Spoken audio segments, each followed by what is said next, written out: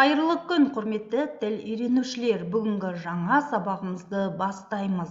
Сіздермен мен Алматы облыстық тіл оқу әдістемелік орталығы Қапшағай қалалық филиалының оқытушысы Гүлмира Әбілқасымқызы Дусанбаева. Бүгінгі сабағымыздың тақырыбы бата ұлттық дәстүр. Грамматикалық тақырыбымыз етістіктің шақтарын қайталау. Бата дегеніміз не? Алдымен осы сұраққа жауап беріп көрейік.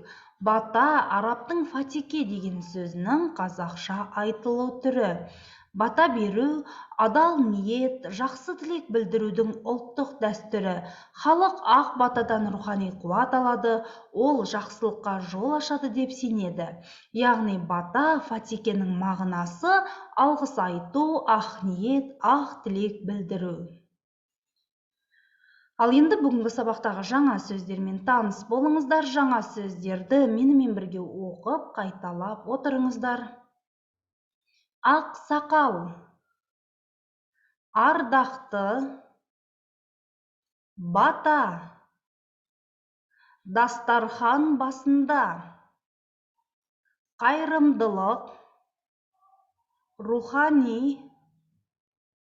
теріс, серттесу, уәделесу, сыйлы, ұлттық, ұрпақтан ұрпаққа, шешен. Берілген сөздерді міндетті түрде жаттап алуды ұмытпаңыздар. Бірінші тапсырмаға назар аударыңыздар. Жаңа сөздерге мағыналас сөздерді жазыңыз.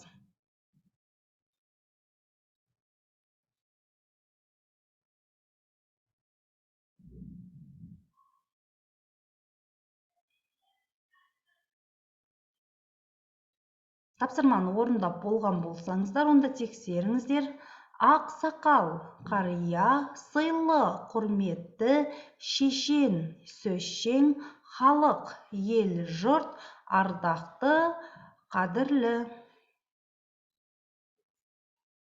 Екінші тапсырма. Мақалдардың жалғасын тауып сәйкестендіріңіз.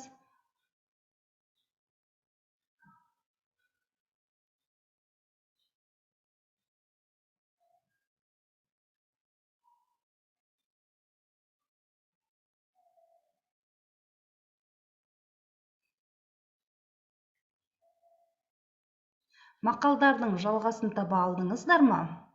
Онда тексеріңіздер. Бота алғанша бата ал. Жауын менен жер көгерер, бата менен ер көгерер. Ақ сақалдан бата алған Құдайдың рахметіне жолығар. Атадан бата алмай үй болмас, ордадан үлгі алмай би болмас. Баталы сөз балаға азық. Тапсырманы дұрыс орындадыңыздар деп сенемін. Бүгінгі грамматикалық тақырыбымыз етістіктің шақтары. Іс-әрекет жай-күйдің болу мезгілі мен сөйлеп тұрған уақыт арасындағы қарым-қатынасты білдіретін грамматикалық категория. Етістіктің шақ категориясы қимыл іс-әрекеттің сөйлеп тұрған сәтпен байланысты болып, өткендігі немесе болып жатқанын, не әлі болмағанын, бірақ болатынын білдіріп, әртүрлі жолдармен жасалады. Қимыл мен әрекеттің жүзеге асу кезеңін білдіру етістік шағы деп аталады. Мысалы, мен 1990 жылы тудым, немесе биыл мен 14 жастамын. Бұл сөйлемдерде мезгілдің нақты уақыты айтылған, ал шақ жұрнақтар арқылы іс-қимылдың өту кезеңдері сөйлеп тұрған кезбен анықталады. Етістіктің шақтары өткен шақ, осы шақ және келер шақ болып үшке бөлінеді.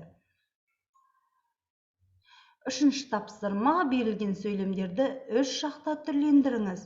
Яғни сөйлемдер осы шақта берілген, сіздер сол сөйлемдерді өткен шақта және келер шақта жазуларыңыз керек.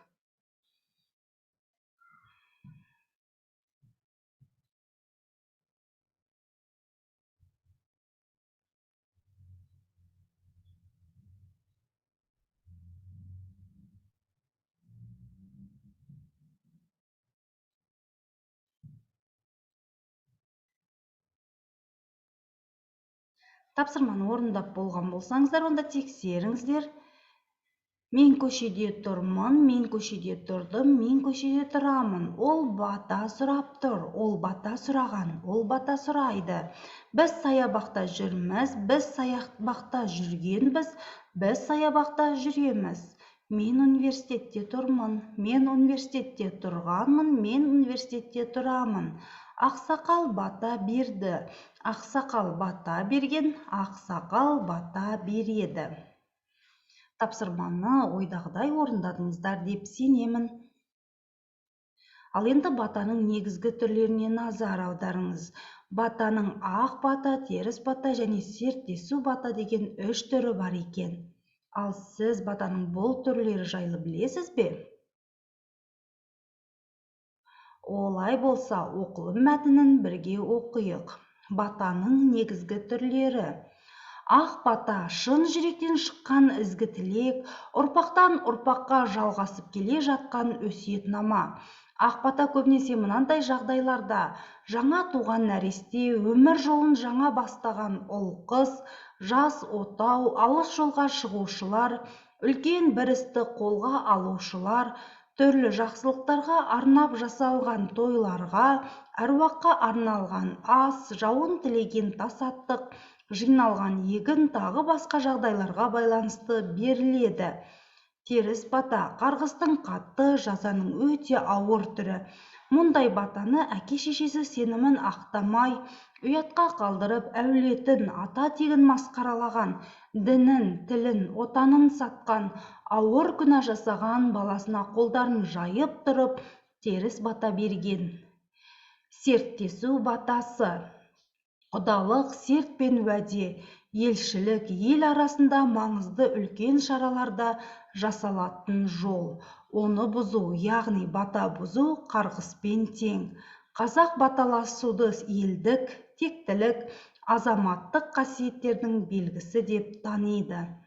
Оқылым мәтінімен таныстық. Ал енді 4-ші тапсырмаға назар аударыңыздар. Мәтін бойынша сұрақтарға жауап беріңіз.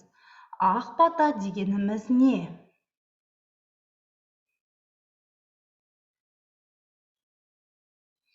Теріс бата қандай жағдайда беріледі?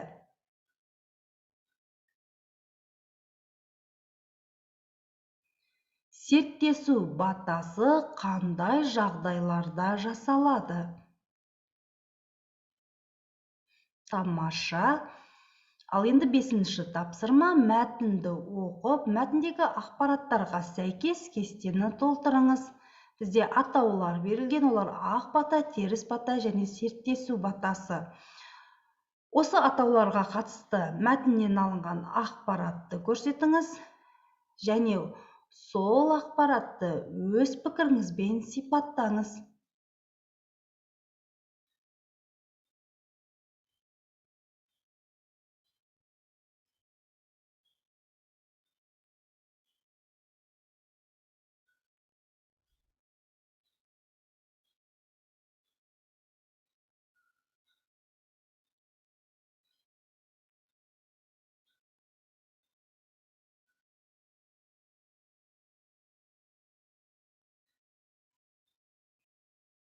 Тапсырманы орындап болған болсаңыздар, онда жазған пікірлеріңізді оқыңыздар.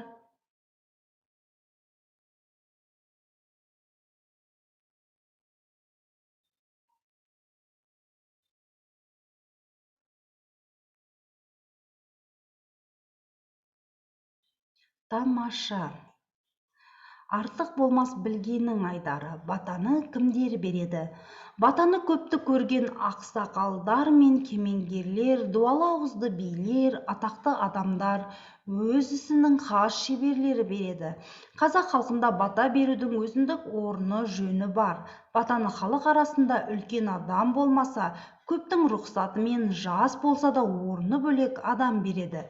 Ерлер отырғанда әйел бата бермейді. Әйелдер арасында сөз білетін бір ер бала болса, әуелі сол бата беруге тиісті. Дегенмен халық арасында батырларға, билерге, ардақты аналардың бата бергені де кездеседі. Ал енді үй тапсырмасы дастархан басында берілетін бата жазыңыз. Ал енді сабақ соңындағы сіздің көңіл күйіңіз қандай? Сабақты түсінген жоқпын, жақсы түсіндім, немесе толық түсінген жоқпын.